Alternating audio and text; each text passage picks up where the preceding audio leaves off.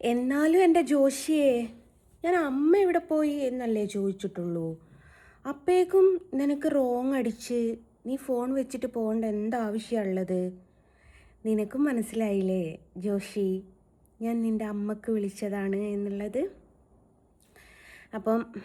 ഇപ്പം ജോഷി എന്ന് പറഞ്ഞിട്ടുള്ള ഓറു സേട്ടൻ എന്നെ വിളിച്ചിട്ടുണ്ടായിരുന്നു. സേട്ടൻ്റെ നമ്പർ 9661014558. അപ്പോൾ ജോഷി ചേട്ടൻ പറഞ്ഞത് ഞാൻ ഇതിൻ്റെ കൂടെ വെക്കാം. അതിൻ്റെ മുമ്പായിട്ട് ഞാനൊന്ന് ചുരുക്കി പറഞ്ഞു തരാം. ജോഷി ചേട്ടന് എൻ്റെ ഒരു സുഹൃത്താണ് പോലും. ആ സുഹൃത്തിനെ ഞാനറിയില്ല കേട്ടോ. എൻ്റെ സുഹൃത്താണോ പോലും ഞാനറിയില്ല.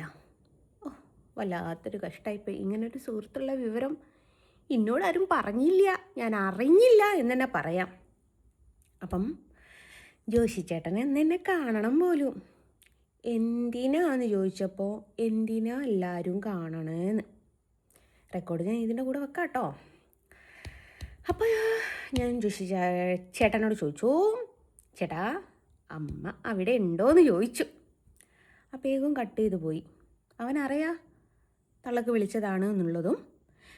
എന്തായിരുന്നു ഞാൻ ജോഷി ചേട്ടനോട് പറയാൻ വിചാരിച്ചത് എന്നുള്ളത് നിങ്ങളോടുകൂടി പറയാം. അതായത് അമ്മ വീട്ടിലുണ്ടെങ്കിലേ ആദ്യം അമ്മൻ്റെ കൂടെ ഒന്ന് കഴിഞ്ഞ് എക്സ്പീരിയൻസുമായിട്ട് വരാൻ വേണ്ടിയിട്ട് പറയാൻ വിചാരിച്ചതായിരുന്നു.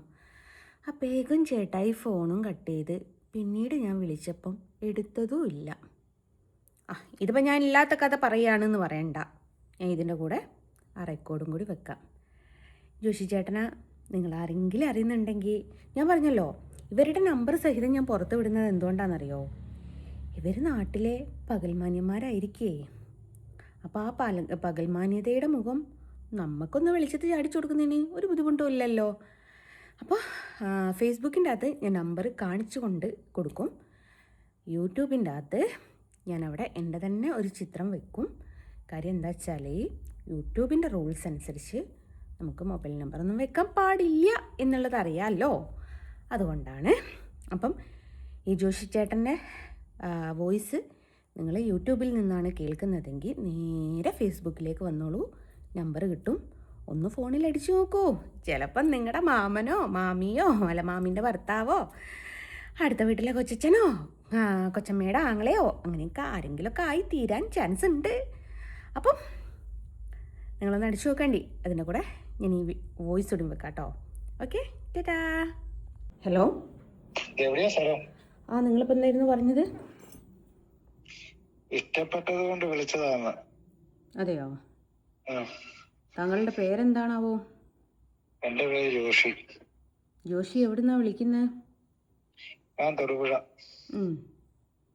എന്നിട്ട് എവിടെയാ സ്ഥലം? എവിടെയാ? അറിഞ്ഞിട്ടെന്തിനാ? തന്നെ കാണാൻ. എന്തിന്? എന്തിനാടോ കാണുന്നത്? എന്തിനാ കാണുന്നത്? അതാ ചോദിക്കുന്നത്. എന്തിനാ കാണുന്നത്? തൻ്റെ കൂടെ ഒരു ദിവസം കഴിയാൻ. അതെയോ? ജോഷിന്റെ അമ്മ എവിടെ പോയി? ജോഷിയുടെ അമ്മ എവിടെ പോയി?